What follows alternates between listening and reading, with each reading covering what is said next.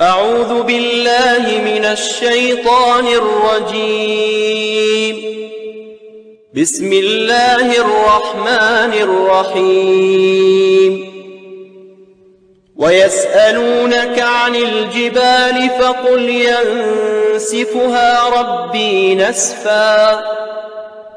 فيذرها قاعا صفصفا لا ترى فيها عوجا ولا أمتا يومئذ يتبعون الداعي لا عوج له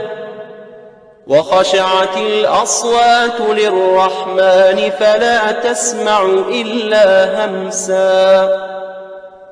يومئذ لا تنفع الشفاعة إلا من أذن له الرحمن ورضي له قولا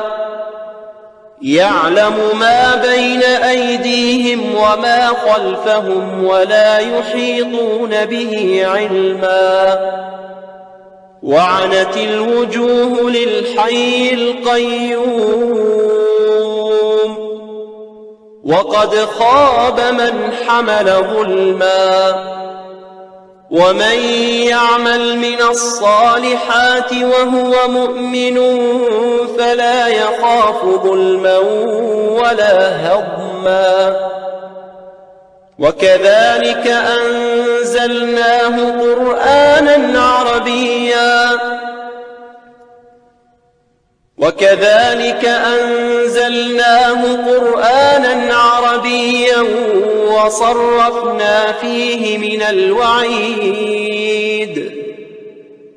وصرفنا فيه من الوعيد لعلهم يتقون أو يحدث لهم ذكرا